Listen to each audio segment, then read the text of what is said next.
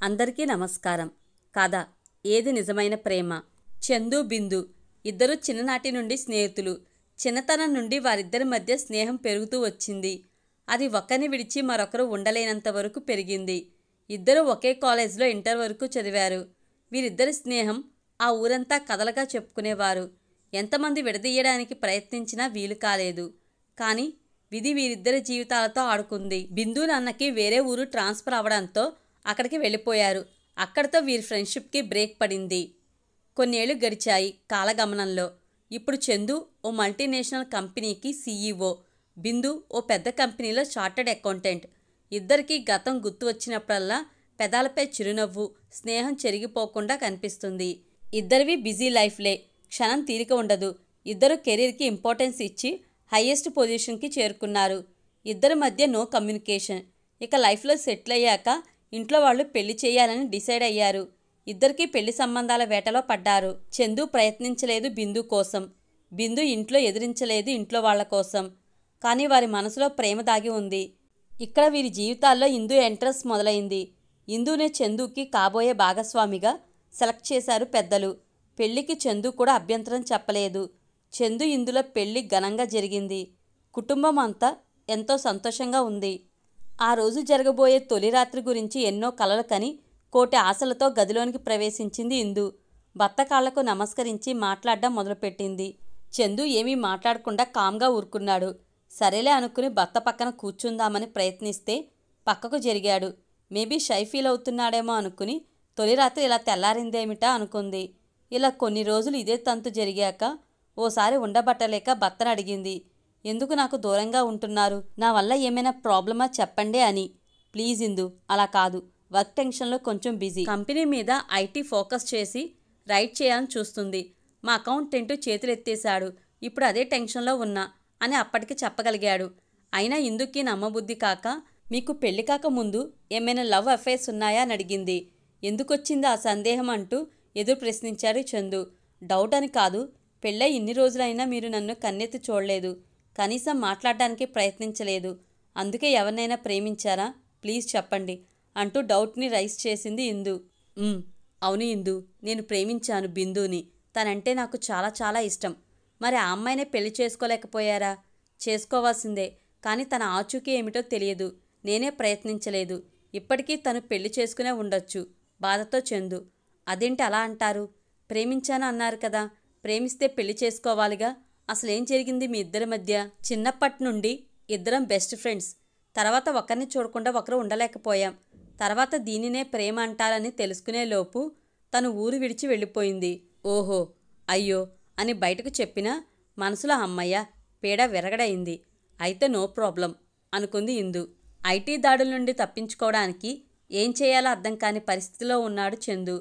ఇందుకోసం board meeting ఏర్పాటు చేసి వాళ్ళ ఒపీనియన్స్ కలెక్ట్ చేద్దామని ప్లాన్. మీటింగ్ జరుగుతుండగా సీనియర్ మోస్ట్ ఎంప్లాయ్ ఒక సలహా ఇవ్వడం చందుని ఆశ్చర్యంలోకి నెడుతుంది. సిటీలోనే నెంబర్ 1 CAని తీసుకురావాలి. వచ్చాక కంపెనీ డీటెయిల్స్ అన్నీ చెక్ చేయించాక ఆడిటర్తో కలిసి మాట్లాడి చేయిస్తే ప్రాబ్లం సాల్వ్ అవుతుందని. అది సరే గాని ఇప్పటికిప్పుడు టాప్ మోస్ట్ CAని ఎక్కడి నుంచి తీసుకొస్తాం చెప్పండి అని అడిగాడు చందు. సార్, ఆ విషయానికి మీరేమీ దిగులు చెందవద్దు. మన సిటీలో నెంబర్ 1 CA మిస్ బిందు. తను చాలా స్మార్ట్గా ఆలోచిస్తుంది. ఆ అమ్మాయి మా ఫ్రెండ్ కంపెనీలో ప్రెజెంట్ జాబ్ చేస్తుంది. తనని ఇక్కడికి తెప్పిస్తే మన కంపెనీ చిక్కులు లేకుండా బయటపడుతుంది. బిందునా అని మనసులో అనుకుని, ఓకే, ఎంత మనీ అయినా పర్వాలేదు, తనని మన ఆఫీస్కి రప్పించండి please. Okay Chandu, I will try అంటూ అంతా వెళ్ళిపోయారు. నెక్స్ట్ డే ఆఫీస్లో అంతా బిందు కోసం పడిగాపులు. చందు అయితే ఇంకా ఎక్కువ. వచ్చిన అమ్మాయి తన బిందునా కాదా అని ఒకటే టెన్షన్. ఇంతలో బిందు రానే వచ్చింది. ఎంత అందంగా, క్యూట్గా. అందమే తనని చూసి ఈర్షపడేలా.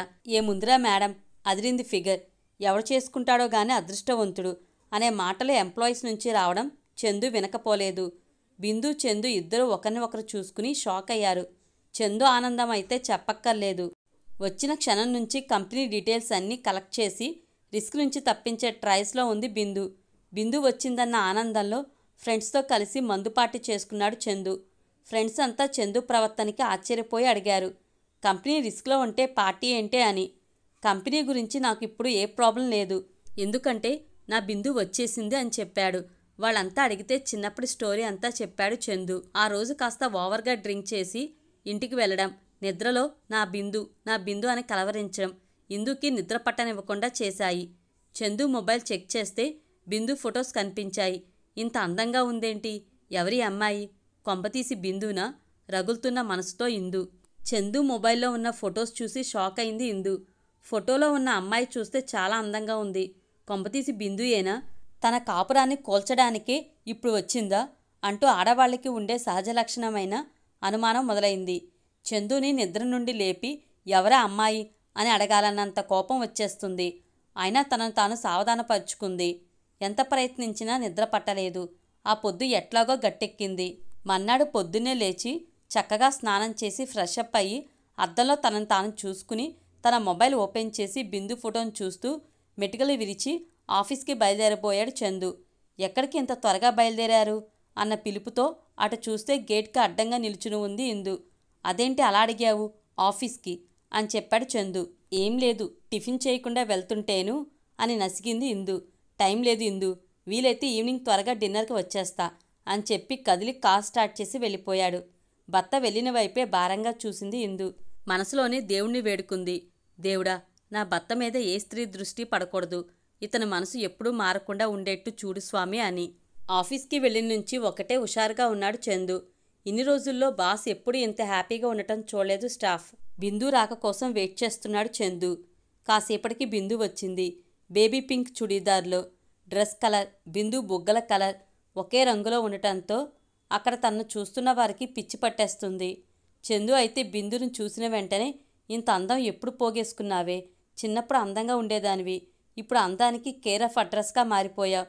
అదిరింది నా బిందు అనుకుని, సారీ, నా బంగారానికి నా దిష్టే తగిలినట్లుంది, ఇక చాలు అనుకుని, హాయ్ బిందు, నీకోసమే వెయిట్ చేస్తున్నా అన్నాడు Chandu. Hi Chandu, ya, I will complete that work, no need to worry, okay అని చెప్పి ఆడిటర్ రూమ్లోనికి వెళ్ళిపోయింది బిందు. లంచ్ బ్రేక్ ఇచ్చేంత వరకు అసలు రూమ్ నుంచి బయటికి రాకపోయేసరికి ఉండలేక చందు ఆ రూమ్ ముందే కాలు కాలిన పిల్లిలా తిరుగుతూ బిందుని చూసి తిరిగి వెళ్ళిపోతున్నాడు. అంతా లంచ్కి వెళ్ళాక బిందుని తన క్యాబిన్లోకి రమ్మని కబురు పెట్టాడు. బిందు వాష్రూమ్కి వెళ్ళి కాస్త ఫ్రెష్ అయ్యి చందు క్యాబిన్లోకి వెళ్తూ మే కమిన్ చందు అని పిలవడంతో ఆ పిలుపు కోసమే ఎంతో యాంగ్జైటీగా వెయిట్ చేస్తున్న చందు ఎస్ కమిన్ అని చెప్పడంతో నేను లోకల్ సినిమాలో నాని గుర్తు వస్తాడు. చెప్పు చందు, ఎందుకు పిలిచావు నన్ను అని అడిగింది బిందు. నీతో చాలా విషయాలు మాట్లాడాలి బిందు, అందుకే లంచ్ బ్రేక్ ఎప్పుడు అవుతుందా అని వెయిట్ చేస్తున్నా. పైనుంచి ఫుడ్ ఆర్డర్ తెప్పించాను, తింటూ ఇద్దరం మాట్లాడుకుందాం సరేనా అని చెప్పుకొచ్చాడు. ఓ సారీ, ఎప్పట్లానే నా లంచ్ నేను తెచ్చుకున్నాను, నువ్వు కూడా ట్రై చెయ్యి, బాగుంటుంది. బై ది వే, మా హబ్బీ వంట బాగా చేస్తారు అని బిందు చెప్పేసరికి చందు షాక్. నీకు పెళ్ళైపోయిందా అడిగాడు చందు. ఎందుకలా అడుగుతున్నావు? నేనేమీ కాని పని చేయలేదే, పెళ్ళే కదా చేసుకున్నా అంది బిందు. నా ఉద్దేశం అది కాదు బిందు, నీకు పెళ్ళైనట్లే తెలియలేదు, అందుకే అలా అడిగాను, సారీ. ఇందులో సారీ ఎందుకులే, నువ్వు పెళ్లి చేసుకుంటే తప్పులేనిది నేను చేసుకుంటే తప్పేంటి అని అడిగింది. అంటే నీకంతా తెలుసా నా గురించి? అదే నేను పెళ్లి చేసుకున్న సంగతి అని ఆశ్చర్యంగా అడిగాడు. నువ్వు మర్చిపోయినంత ఈజీగా నేను నిన్ను మర్చిపోలేదు చందు. నువ్వెక్కడున్నావో, ఏం చేస్తున్నావో నీ ప్రతి కదలిక నాకు మాత్రమే తెలుస్తాయి. ఎందుకంటే తొలి ప్రేమను మర్చిపోవడం ఏ ఒక్కరికి సాధ్యం కాదు. కళ్ళ వెంట నీరుతో బిందు, ఐఎమ్ సారీ బిందు అంటూ బిందు దగ్గరికి వెళ్ళాడు చందు. నో ప్రాబ్లం, అవ్వాల్సిందంతా అయిపోయింది కదా, నువ్వో చోట నేనో చోట, ఇప్పుడు చేయాల్సింది ఏమీ లేదు, ఓకే లీవ్ దిస్ టాపిక్ అని లేవబోయింది బిందు. ఆర్ యూ హ్యాపీ నౌ అని అడిగాడు. అని బిందు ఒక నిర్లిప్తమైన నవ్వు నవ్వి, మనసులో ఉండేవారు మనతో ఉండరు, మనతో ఉన్నవారు మనసులో ఉండరు. ఓకే, ఇక చాలు, నేను చాలా హ్యాపీగా ఉన్నాను చందు, పద వర్క్ చూద్దామంటూ అక్కడి నుండి వెళ్ళిపోయింది బిందు. బిందు వెళ్ళాక తన గురించి ఆలోచిస్తూ ఉన్నాడు చందు. వెంటనే తన మొబైల్లో బిందు వాట్సాప్ నెంబర్ ఫీడ్ చేసుకుని డీపీని చెక్ చేశాడు. సింగిల్ పిక్ ఉంది. ఐఎమ్ సారీరా, ప్లీజ్ నన్ను క్షమించు అని మెసేజ్ చేశాడు. ఆలోచిస్తూనే ఉన్నాడు. బిందు ఇంకా తననే ప్రేమిస్తుందని గ్రహించాడు. తను ఇప్పుడు అదృష్టవంతుడా దురదృష్టవంతుడా అర్థం కాలేదు. అలా ఆఫీస్ పని ముగించుకుని నేరుగా ఇంటికి వెళ్లకుండా ఫ్రెండ్స్తో కలిసి బార్కి వెళ్ళి ఇష్టం వచ్చినట్లు తాగుతున్నా బాధ తగ్గడం లేదు. ఫ్రెండ్స్ అడుగుతూనే ఉన్నారు, అరే చందు, నిన్న బిందు వచ్చిందని పార్టీ చేసుకున్నావు, మరి ఈరోజు దేనికిరా అని అడిగారు. నిన్న తను కనిపించిందన్న సంతోషం, ఇవాళ తను ఇంకా నన్నే ప్రేమిస్తుందన్న ఆనందం, తనకు నేను మోసం చేశాననే బాధరా అని చెప్పాడు. వావ్, గ్రేట్ రా, ఇంకా నిన్నే ప్రేమిస్తుందా? నువ్వు లక్కీరా మామ. నీ ప్లేస్లో నేనుంటే వెంటనే తనకి ఐ లవ్ యూ బిందు అని చెప్పేవాణ్ణి అంటూ సలహాలు ఇచ్చారు. ఇప్పుడు ప్రాబ్లం అది కాదురా, తనకి పెళ్ళైపోయింది, మరో పెగ్గు వేసుకుని అన్నాడు చందు. ఓహో అంతేనా? అయినా ఈ రోజుల్లో ఇవి కామన్ భయ్యా, ఏం భయపడకు, ప్రొసీడ్ అని ఉపదేశించారు. బార్లో ఓ పక్కగా వచ్చి తన మొబైల్ తీసి బిందుకి మెసేజ్ చేశాడు. డియర్ బిందు, ఐఎమ్ ఎక్స్ట్రీమ్లీ సారీరా. నువ్వు నా కోసం ఇంత ఆలోచించావని తెలీదు. నువ్వు చెప్పింది నిజమే. మనసులో ఉన్నవాళ్ళు మనతో ఉండరు, మనతో ఉన్నవారు మనసులో ఉండరు అని. నా గురించి ఆలోచించి నిన్ను దూరం చేసుకున్నందుకు నేను దురదృష్టం చేసుకున్నా. మళ్ళీ ఇన్నాళ్లకు కనిపించి పుణ్యం కట్టుకున్నావు. నిన్ను చూస్తూ ఈ జీవితం ఇలాగే గడిపేస్తాను. బిందు ఆన్లైన్లో ఉండి వెంటనే రిప్లై ఇచ్చింది. చూడు చందు, పాస్ట్ ఈజ్ పాస్ట్, అయిపోయింది వదిలే. నువ్వు హ్యాపీగా ఉండు, ఓకే, గుడ్ నైట్ అని. మెసేజ్ చూసుకోకుండా ఇంటికి వెళ్ళి పడుకున్నాడు చందు. భర్త ప్రవర్తన తనని ఎంతగానో బాధిస్తున్నా సైలెంట్గా ఊరుకుంది ఇందు. వాట్సాప్లో మెసేజ్లు చూసి వీరిద్దరి మధ్య ఏదో సంబంధం ఉందని ఫిక్స్ అయిపోయింది. ఏం చేయాలో అర్థం కావడం లేదు ఇందుకి. చందు మొబైల్లో ఉన్న ఆ సంభాషణను స్క్రీన్ షాట్ తీసుకుని భద్రంగా తన మొబైల్లో దాచుకుంది ఇందు. మనసులో రంపపు కోత మొదలైంది. ఏం చేయాలో, ఈ సమస్యను ఎలా పరిష్కరించాలో తెలియక పిచ్చి పట్టేసింది. ఆవేశంలో కూడిన ఆలోచనలు వాళ్ళ అనర్థానికే దారి తీస్తాయని తెలుసుకోలేకపోయింది. తెల్లవారు చందు నార్మల్గానే రెడీ అవుతుంటే ఇందు అక్కడికి వచ్చి నన్ను మా పుట్టింటికి పంపించండి, కొన్నాళ్ళు అక్కడ ఉండి వస్తాను అని పర్మిషన్ అడిగింది.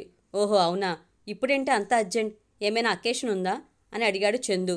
అలాంటిదేమీ లేదు, నాకే మా అమ్మా నాన్నను చూడాలనిపిస్తుంది, చాలా రోజులైంది కదా. ఓహో ఓకే, ఇప్పుడే వెళ్తావా, డ్రాప్ చేసేనా? చూసావా, నేనంటే ప్రేమ లేదు కాబట్టే కనీసం ఉండమనకుండా ఎప్పుడు బయలుదేరతావా అని అంటున్నాడు. ఒక్కడే ఉంటే ఇంకెన్ని ఇలాంటి పనులు చేస్తాడో. అయినా నేనెందుకు వెళ్ళాలి, ఇది నా ఇల్లు, నా భర్త, చూద్దాం వీళ్ళిద్దరూ ఎంత దూరం వెళ్తారో అని మనసులో అనుకుని, ఇప్పుడు కాదులేండి, కొన్నాళ్ళు అయ్యాక నేనే మీకు చెప్తా, మీరు డ్రాప్ అప్పుడు చెయ్యండి అంటూ వెళ్ళిపోయింది ఇందు. ఇందుని ఎలా అర్థం చేసుకోవాలో తెలియలేదు చందుకి.